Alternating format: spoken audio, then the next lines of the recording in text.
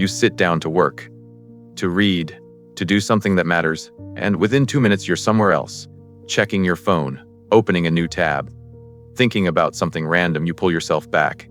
You try again. And 30 seconds later, you're gone again. It's not just happening occasionally. It's happening constantly, every single day. You can't focus. You can't stay with anything. Your attention is fractured into 1,000 pieces, and you don't know how to put it back together. Here's what no one is telling you. You're not distracted because you lack discipline. You're distracted because your brain has been trained to be this way. And the thing that trained it is not what you think. Once you see what's really happening, you can undo it. But you have to understand the truth first. Let me show you what your day actually looks like. You wake up, and before you're fully conscious, you reach for your phone. You check notifications, messages, social media. You're feeding your brain information before it's even fully awake. You get out of bed, and while you're getting ready, you're listening to something. A podcast. The news. You can't just be in silence. You can't just be with your thoughts. There has to be constant input. You sit down to eat breakfast, and you're scrolling, reading, watching. You're not tasting your food.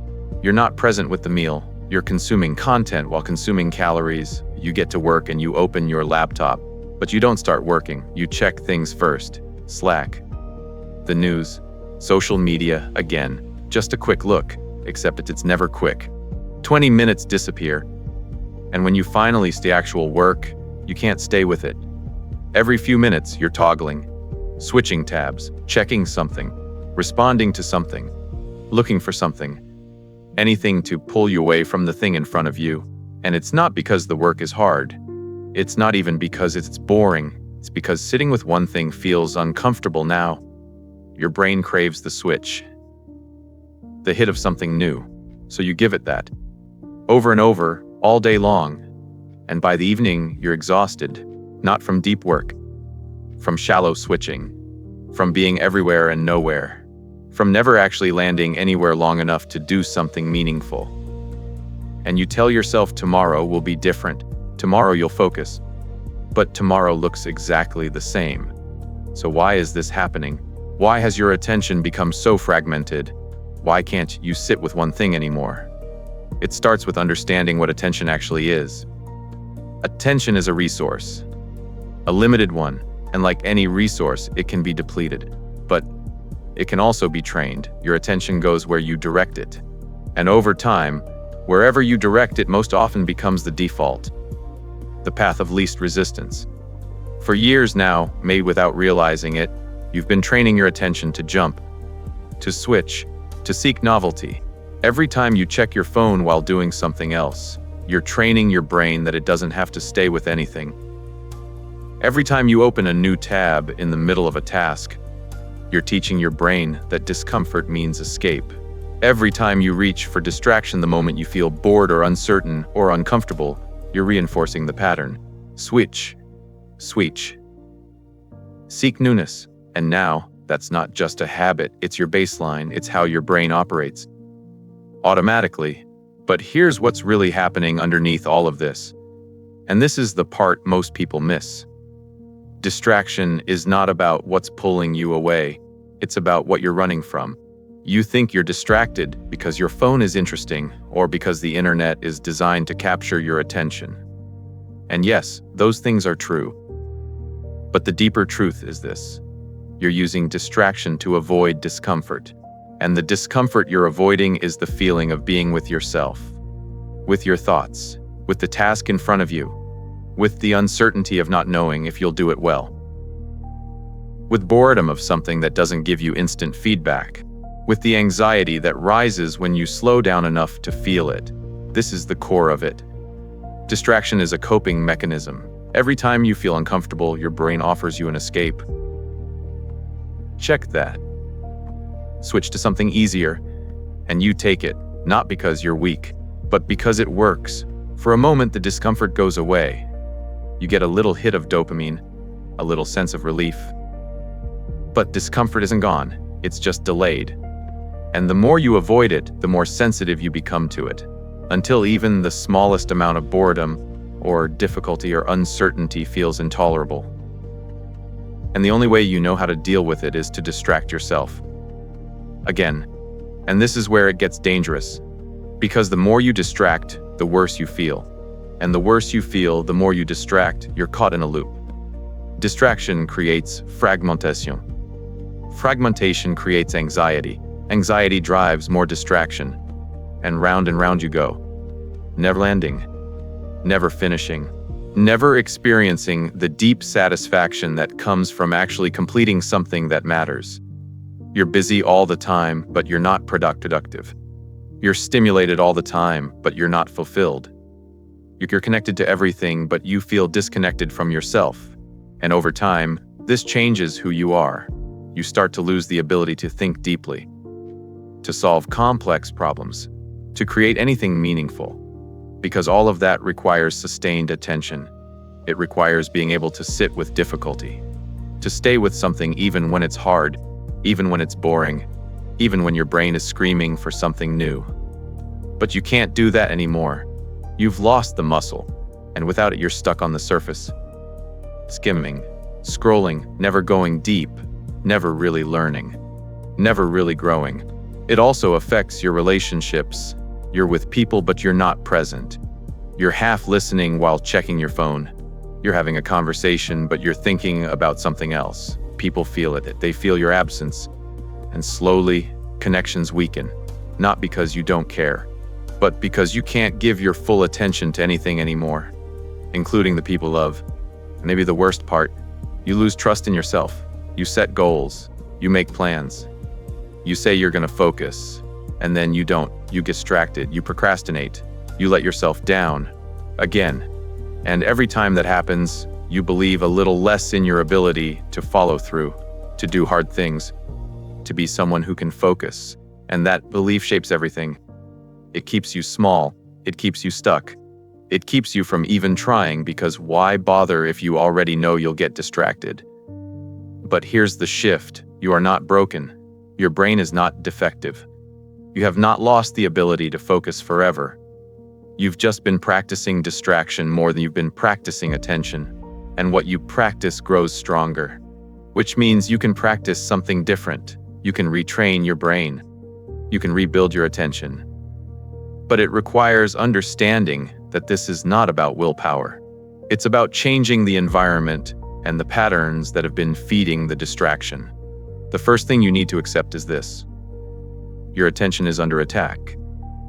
Every app, every platform, every device is designed to capture it.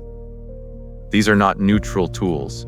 They are attention extraction machines built by some of the smartest people in the world, whose job is to make sure you can't look away.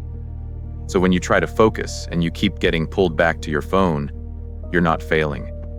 You're up against a system that is designed to win. And you can't win that fight with willpower alone. You have to change the game. The second thing you'd understand is that distraction is not the enemy. Discomfort is not the enemy. They're just feelings. And feelings pass. The reason you reach for distraction is because you've learned that discomfort is something to avoid. But what if it's not? What if boredom is just your brain adjusting to slower input? What if uncertainty is just part of learning something new? What if the discomfort of staying with a hard task is actually the place where growth happens? When you stop running from discomfort and start being with it, everything changes. Because suddenly you don't need the escape. You can just be. And from that place, focus becomes possible. So what do you actually do? How do you break the cycle? How do you rebuild your attention in a world that's constantly trying to fragment it? Let me give you 3 steps. Simple. Practical. Starting today, first remove the triggers. You cannot focus if the things that distract you are within arm's reach. Your phone, your laptop with 20 tabs open, notifications pinging every 2 minutes. These are not just distractions, they're invitations. And every time you see them, your brain has to decide, stay focused or switch. And every decision depletes your attention. So stop making yourself decide. Remove the option. When you need to focus, put your phone in another room, not just on silent. In another room, close all tabs except the one you're working on. Turn off notifications completely. Make distraction hard to access. Because the harder it is, the less you'll do it. And the less you do it, the weaker the pattern becomes. Second, practice single tasking with time boundaries. Your brain has been trained to switch constantly, so you need to retrain it to stay. Start small. Set a timer for 10 minutes. Pick one task and commit to doing only that task until the timer goes off. No checking anything. No switching. Just 10 minutes of single focus. If you feel uncomfortable, your brain will protest. It will tell you that you need to check something, that you're missing something. Let it. Notice the discomfort. Breathe through it. When the timer goes off, you can take a break. You can check if you want. But for those 10 minutes, you stay. Do this every day. And as it gets easier, increase the time. 15 minutes, 20, 30. You're not just completing tasks. You're rebuilding the neural pathways of sustained attention. You're teaching your brain that it can stay. That discomfort is survival. That focus is possible. Third, create friction for digital consumption. Right now, consuming content is effortless. Open the app, scroll. Infinite content at your fingertips. Delete social media apps from your phone. You can access them on a computer if you need to, but make it require intention. Log out of accounts so you have to log back in every time. This adds just enough friction that you stop doing it mindlessly. Unsubscribe from newsletters that clutter your inbox. Turn off autoplay on videos. Make consumption require a conscious instead of being the default. And in the space that creates, notice what happens. Notice the urge to fill the void. Notice the discomfort of not having constant input, and sit with it, because that's where the healing happens. Here's the truth. You have been living in a state of constant distraction for so long that you've forgotten what focus feels like. You've forgotten the deep satisfaction of finishing something hard, the clarity that comes from sustained thought, the peace that comes from being fully present with one thing. But it's not gone. It's just buried under layers of conditioning, under patterns that were built one distracted moment at a time. And those patterns can be unbuilt. One focused moment at a time. This is not going to happen overnight. You will not wake up tomorrow with perfect focus. You will still get distracted. You will still reach for your phone. You will still feel the pull to switch. But each time you notice it and choose differently, you're changing something. You're reclaiming your attention. And over time, focus stops being something you struggle for and starts being something you have. Not because you're forcing it, but because you've rebuilt the capacity for it. The world will keep trying to distract you. That's not going to change. But you can change how you respond. You can stop being a passive receiver of whatever grabs your attention and start being an active director of where your attention goes. And when you do that, when you reclaim your focus, you reclaim your life. Because the quality of your attention determines the quality of your experience. And right now, your attention is scattered, fragmented, pulled in 1,000 directions. But it doesn't have to stay that way. You are capable of deep focus. You are capable of sustained attention. You are capable of sitting with discomfort and doing hard things. You've just been out of practice. But practice can resume. Right now, with the next choice you make, the next moment you choose to stay instead of switch, to be present instead of escape, to focus instead of fragment. That's where it starts, not someday. Not when things are different, now. If this helped you see distraction differently, if it gave you hope that you can rebuild your focus, I'd be grateful if you subscribed. There's more here. More ways to understand your brain. More tools to take back control. More reminders that you're not broken. You're just practicing the wrong things. And you can start practicing the right things today.